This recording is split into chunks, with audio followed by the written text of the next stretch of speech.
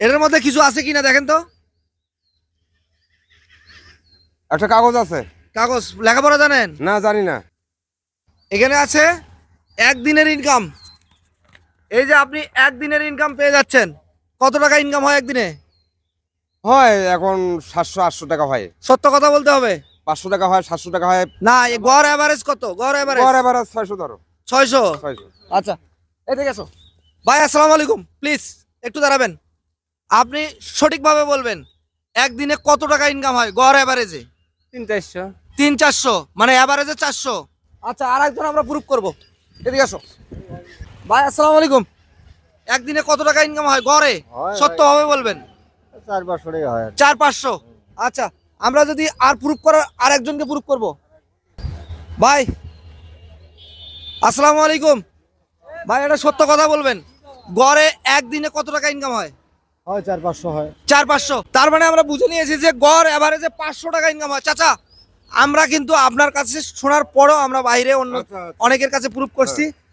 সুতরাং আপনি আজকে জিতে যাচ্ছেন একদিনের ইনকাম। আপনার একদিনের ইনকাম 500 টাকা।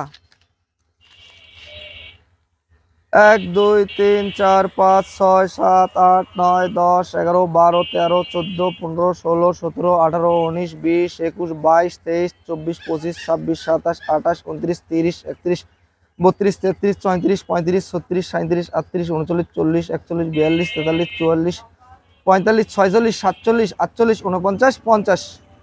এই যে আপনার একদিনের ইনকাম। আপনি খুশি তো? আমি খুশি।